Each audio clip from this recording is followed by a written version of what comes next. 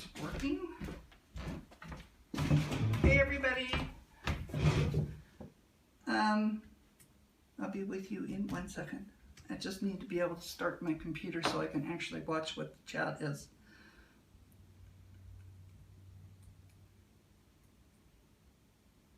We're going to do a little scope today about negotiations. I've actually been a little bit stir crazy today and decided, what the heck?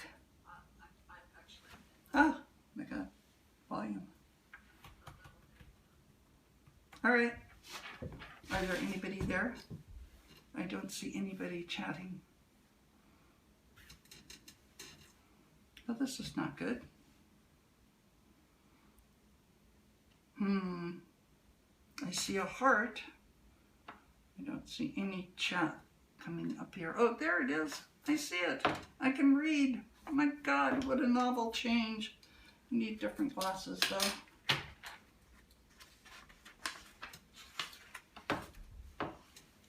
Hey, can I crush a grape? I can actually read this. My God, what a novel change. Okay, well, these are going to be slightly delayed as far as my responses go. But anyways, we decided that since I had some free time that I would do a quick scope about negotiations. And for those of you who don't know who I am, my name is Megan, also known as MistressXmas. And this is the Ruthless beside me, and we have both been in the BDSM lifestyle for, well, at least for me, over 25 years. And so we have a little bit of experience with this.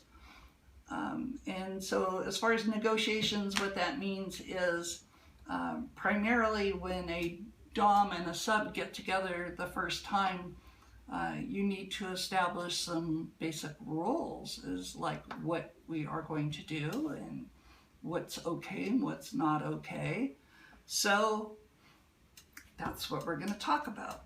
So Charles and I do this very differently, and probably everybody does this differently. And hopefully, John, if you're on here, hopefully you can jump in and give your opinions on this, because you probably deal with more newbies than I do.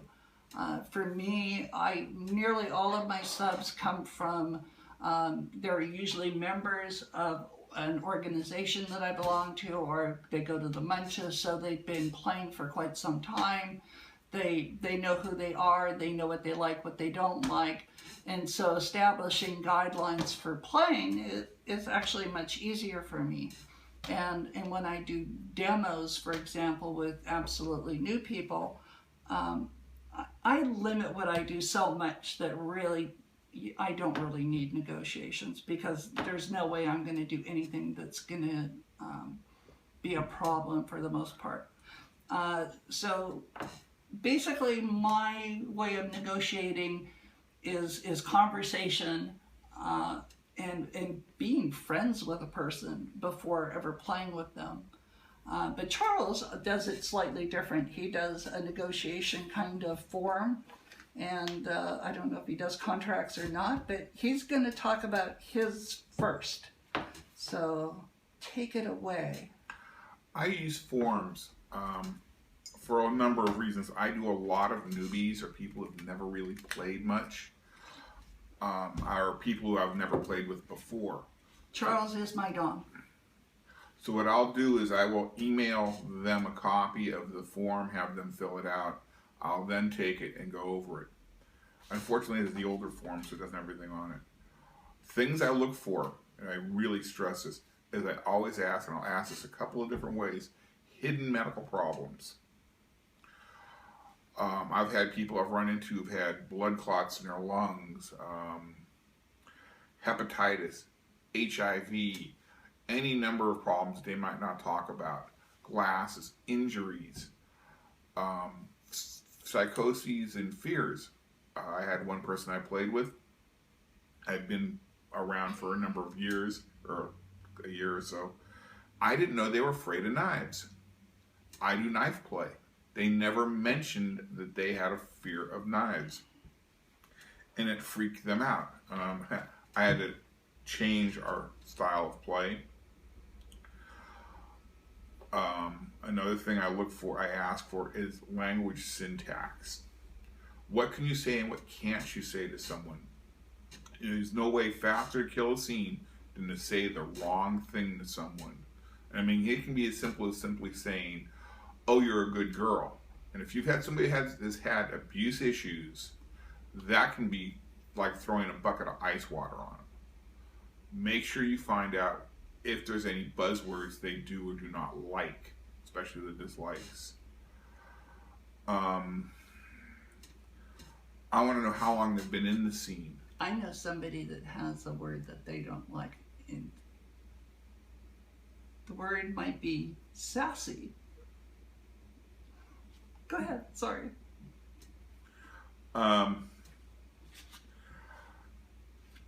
Yeah, they language also depends on I've worked with thank you very much, you blew my train of thought. I'm sorry. I couldn't resist. I've worked with a lot of African American and Black women of various ages, and there again you have to be careful of, and some of these were non-American women. What I could say or imply to the non-American women was totally different than I would say to somebody who was American. I had a woman from Trinidad. There were certain buzzwords that people from America had problems with. She had no problem with it. The term I was thinking of is master. Go ahead. I'm sorry. Yeah. I'm just reacting to what people are chatting. So I would have to. You have to adjust your language. That also length of play. How long have they been playing? Do they know what they're into? If they don't, then you have to ask them. Be careful when you ask somebody questions. You will get subs, male and female, who they think they want to please you, so they will tell you whatever they think you want to hear. Yeah, I've run into that too. And that's a real headache because, do you like this? Yes, I like this. Well, in eventuality, they don't. They hate it. But they think you want to hear that from them. If I've got something I'm not sure about, I'll ask the question again. I'll ask it in a different way. The form I have, which is not the short one, I'll ask some questions 2 or 3 times, different ways, different places. When I do use the form, I use highlighters, and I get their copy, do a printout on it. Anything, there's a certain section of, on a scale of 1 to 5, whether or not you like it, or you don't like it, or you don't know. How do you decipher whether they are being truthful? Well, once they get the form back and I go through it, then we sit down and talk, and I watch for their body language. You can see how they'll respond. Sometimes you can tell, sometimes you can't. And that's hard. But what I'll do is, like I said, I take the form, I go through with the highlighter. Anything that is a hard no or a hard limit, I highlight in red. Anything that's a maybe question, I'll highlight in yellow, and then I'll highlight anything that's not a question in green. So when we do play, I'll go through the form and look at it. Anything that's green is what we will do, especially on the first session. After I play, give them a day or so, contact them. Then I go over again and ask them how they felt. What did they like? What didn't they like? What they want to try again. People's tastes change, and it can change greatly. What you start off liking or disliking might change in 6 months. Your level of intensity might change in 6 months, or even a couple of play sessions. Somebody asked a question about how they get more involved in the New York City scene, and really the simplest way to get involved in any of the groups is to get on FetLife. I think you can just type in your zip code and it should print up all the events. and or organizations that are in your area. And I would start possibly with going to Munches or going to, out here we have an organization called Society of Janus. They hold regular meetings and regular events and regular Munches. So I would highly recommend that if you really are trying to find a way in. So, getting back to that, Janus will list member groups that they are affiliated with. I know in the DC area and East Coast there's a group called Black Rose. I'm not sure if they go all the way up to New York. I know there is a group in New York like Society of Janus in San Francisco in New York. I'm not sure their name. You can go online and check. You can check with Janus. You might want to check with Black Rose Society. Yeah, Munchies are really great. I have just started going to them again. After about 5 years of feeling like I didn't need to go, and it's great fun. I'm running into people that I met like 25 years ago, and they're still in the scene, just like me, and so it can be great, and you can really make long-term friendships with people, which is really great in this community.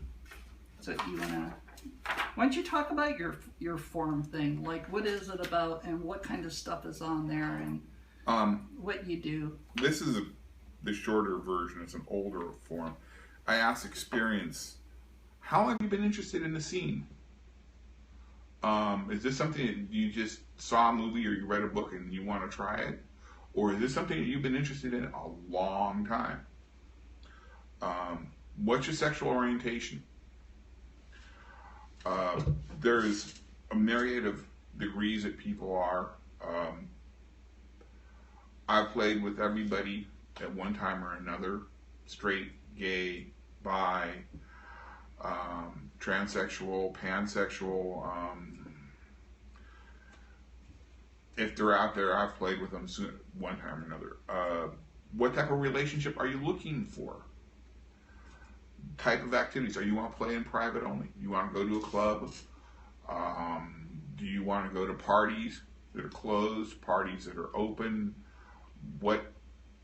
How open do you want to be? What do you want to do?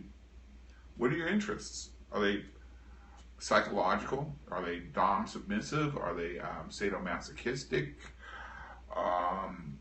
All of the above, a combination of the above. What are you into? Are you into role play? That's another thing you have to look at. Locations, where you want to play. How, privately, clubs,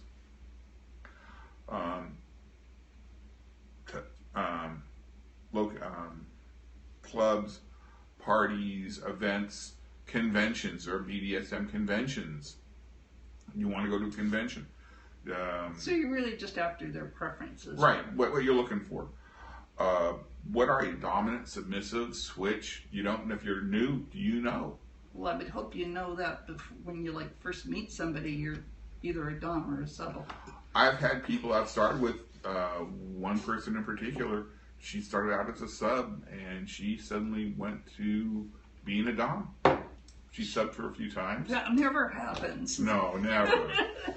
I've had that happen a few times. They try it, and they go, "Oh yeah, I kind of like this, but I want to be on the other side." So then I work with them and show them how to be, what to do for being a dom. Do you want sex in the scene? Is that a preference? Is that something you want, you don't want?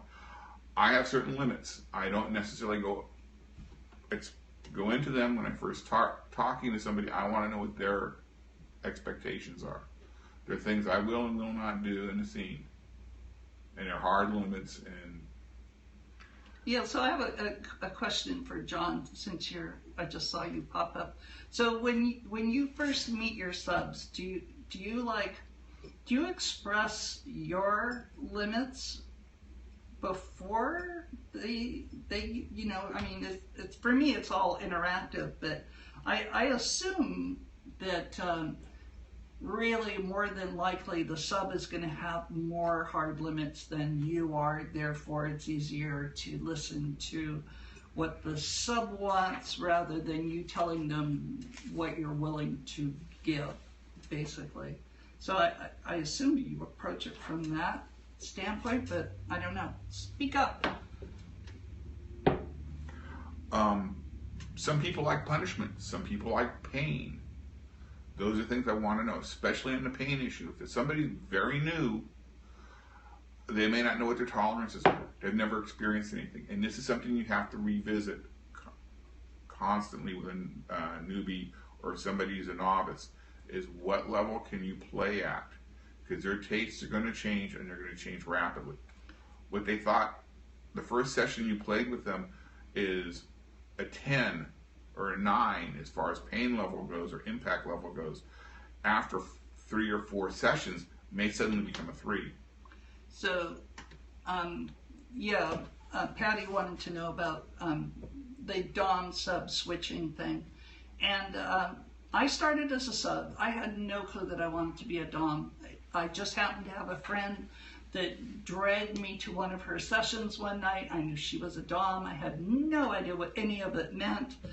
And it's actually pretty easy to flip from sub to Dom. I don't know if anybody has started as a Dom and then flipped to a sub, switch-wise or not. I suppose anything is possible, but I think the more natural tendency is to start as a sub and then move into being dominant.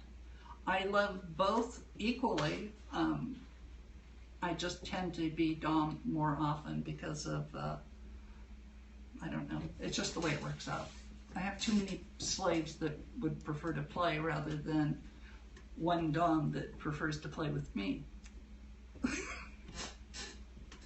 Yeah, I'm the only person that would play with you. Yeah, right. One thing I stress is marking a person's body. When you flog them, if you whip them, whatever you're doing. I don't leave marks. That's a personal preference. I've had so many clients that can't have marks, don't want marks, don't like them. I can do a full session, flog somebody till they're pink, and never leave a bruise. It's easy to leave marks, but I try to avoid it. Does a person want marks? If they are, where are they going to be placed? Can they be visible? I mean, a hickey is a mark. I mean, you want somebody running around with hickeys all over their body. Safe words. What is a person's safe word? I try to stick with red, yellow, and green. Red means stop right there, right now. You just stop. Yellow is check in with me or slow down. Green is I want more. Women do mark much more easily than men do. That is true. I've had a person I played with, and this gets back to hidden medical problems, that was on blood thinners. She was prone to blood clots. She didn't have any at the time, but she would bruise if you just looked at her hard. In her line of work, she couldn't have visible marks, so we changed what we would do. What floggers I would use, the type of play. We got more into bondage, edge play, which is knife play, things like this. I ask if they're into hot wax, fire, piercings. Some of these things will freak people out completely. Even if they're in a room watching it happen, they will just go wiggy. Right. So once you find out what their preferences are, then what's the process that you go through? Once I find out what their preferences, with the forms I use, I mark it out. Depending on who the person is and what they're looking for. I might actually do like a lesson plan. Figure out what I'm going to do, how I'm going to do it, and in what order. That's actually not a bad idea. So I'll start off with something light, work up to a light flogging, go into something a little heavier.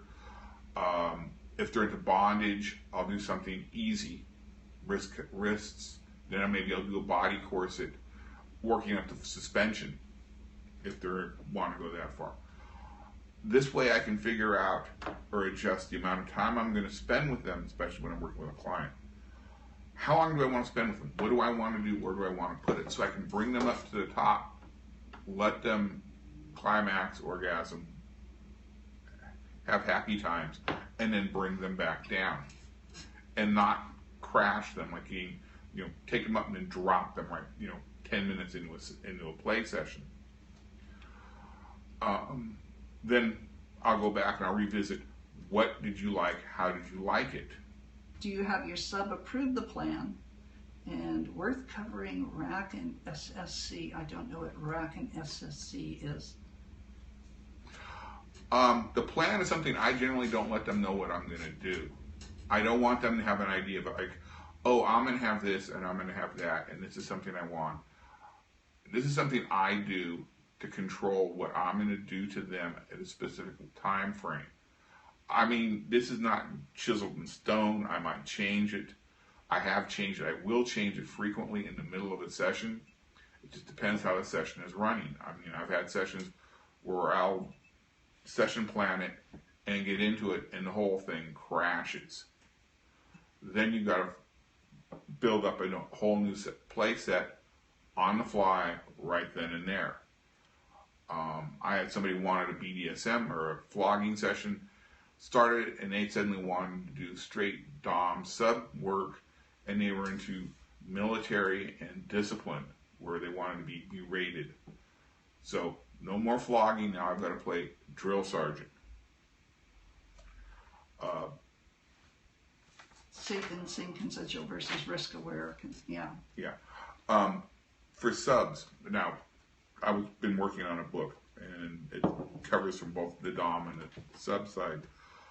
Never play with somebody until you negotiate with them. You're going to get people who are going to come on and say, let's go play. And they'll drag you off, and they're going to do whatever they want to do. You have no idea what they're into, what they like, who they are in many cases. Find out what they're into. See if it's a match. What's the book called? Oh, I haven't worked. I'm still. I'm working on it. I'm in my first rough draft, and I've got a working title, but. If you're looking for a book that's currently out there, I would highly recommend SM 101 by Jay Weissman. It is the #1 best-selling book on this lifestyle, and so that's where I would go. It's available on Amazon. It's been in print since 1992.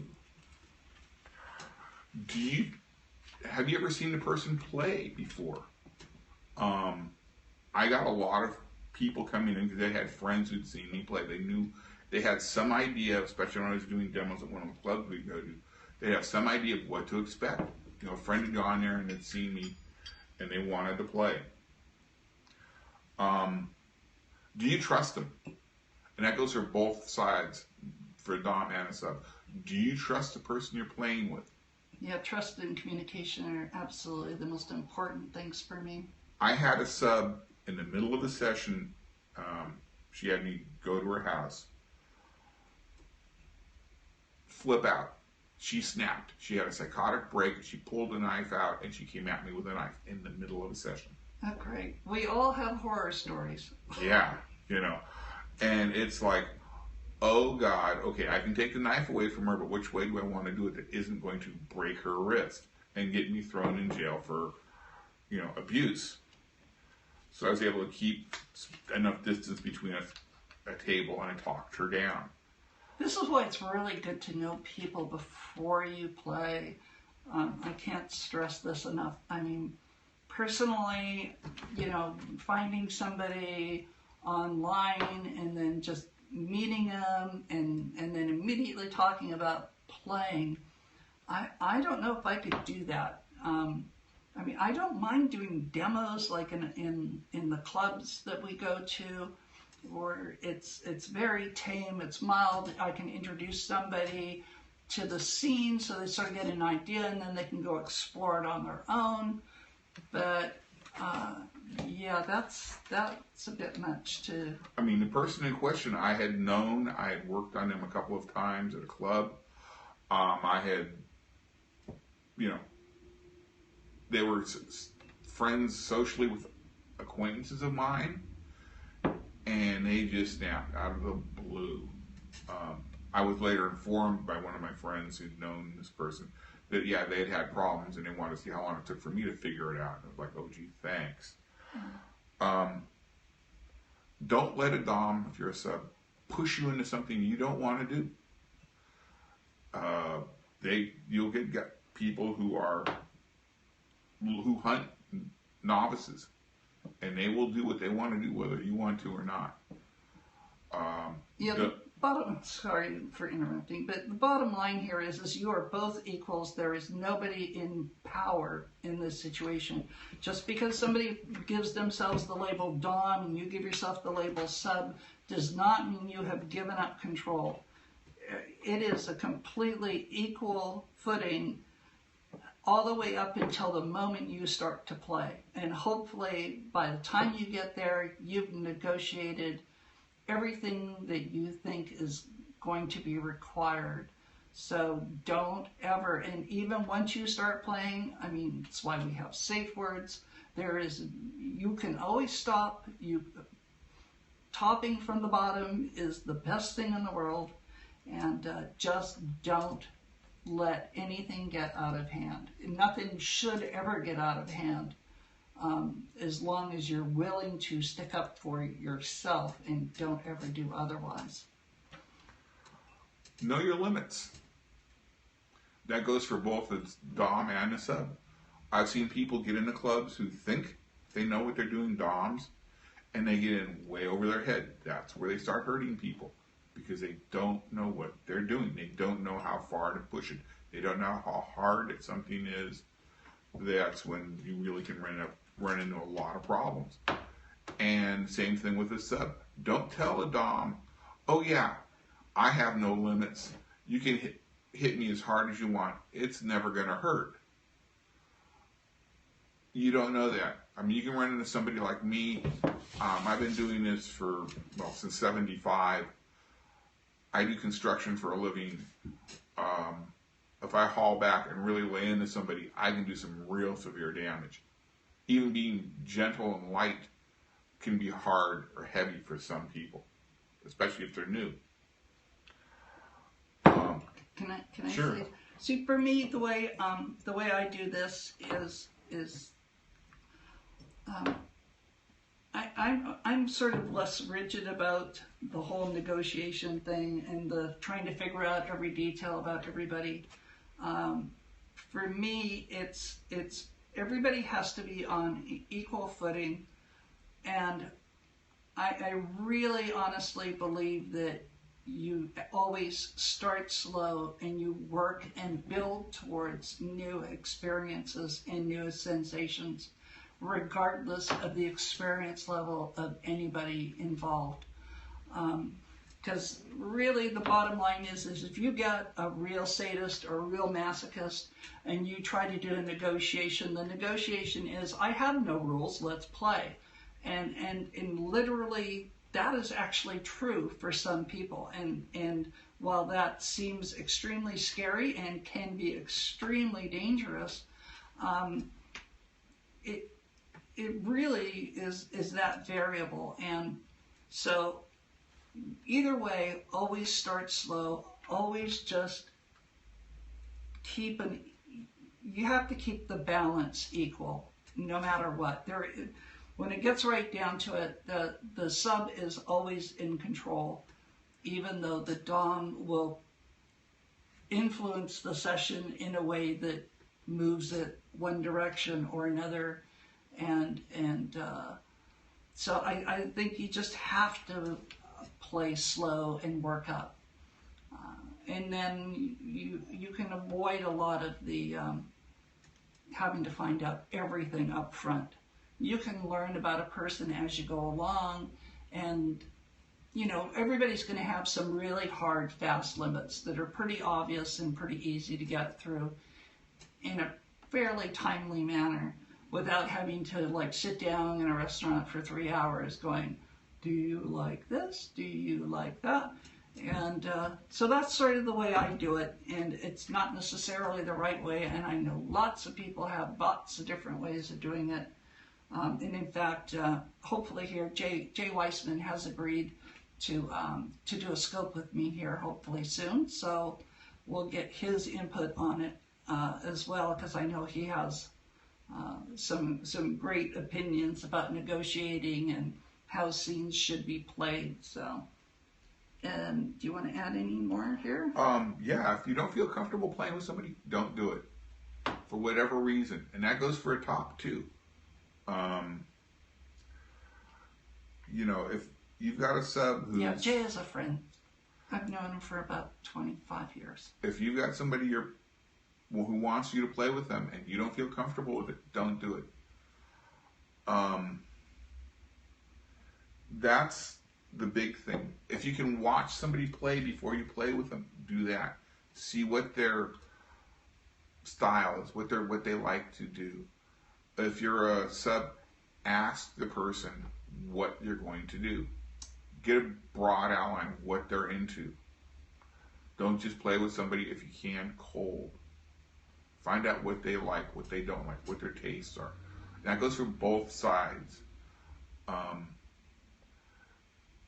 Just be really comfortable with the people you're playing with. And give them, and if you're a sub, honest feedback to the Dom. Don't tell the Dom what you think he wants to hear. Tell him how you're feeling, how it went for you. I mean, that's what, from a Dom standpoint, all we have to go with. I can watch a person's body language and that can tell me a lot.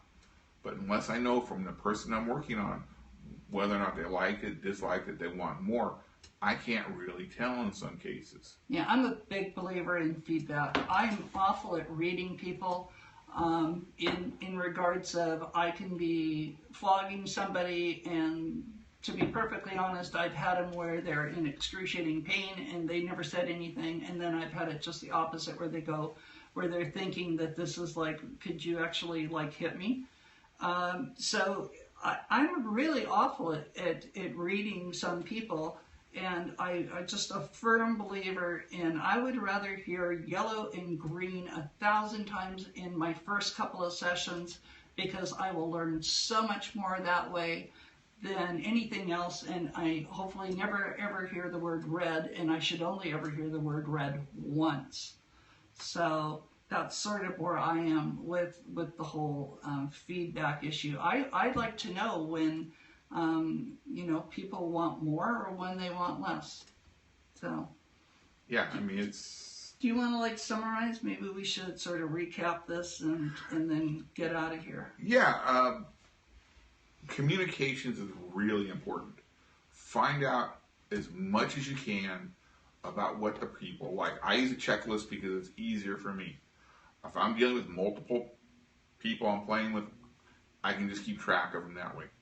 I also have on the other form I've got, and I'm going to put up on my website, a cover letter or cover sheet that gives me their scene name, their name, a contact number, and what that person can, at the contact end, can find out. I had a person I was playing with for several years. I had no way of getting hold of anybody if anything ever happened to them. At that point in time, I didn't even know they were married, which was a major shock when I did find out. Her husband was all right with it. As a matter of fact, enjoyed her going out and having her little play sessions. But it would have been nice to know if anything ever happened, who to get a hold of and how to get a hold of them. You may not live together, you may not really be that close. Hopefully you are. But it's nice to have that kind of information. Okay. No, I'm pretty much done. I sort of said my piece, and we'll probably cover this ground more times in the future. I just wanted to do a little quick scope to kill some time today, and hopefully I'd like to be able to do these more regularly as maybe I become more comfortable with staring at a stupid camera rather than a human being. So I will probably try to do more of these on a more regular basis. So I appreciate everybody coming by. Of course, replays can be found on catch.me. In fact, all of my stuff can be found on catch.me/MistressXmas. I can be reached at FetLife under MistressXmas XMAS. And or you can email me directly, Megan@MistressXmas.com. You can spell it however you like. All of them should work. And I don't know if anybody has any last minute questions. Thank you. Well, everybody, you're welcome. I love all the turkeys. It's nice to see turkeys instead of hearts. My website is theruthless.com, and I will hopefully get this form, the correct one, up fairly soon, like within a week or less. Yeah, he has a lot of crazy pictures from the exotic erotic balls that we did. And a few things on classes. I've done papers on how to flog, how to build toys. I built a lot of toys. All right, so we will say goodbye for another day, and thanks everybody for coming. Bye-bye. Bye. Okay, feel it.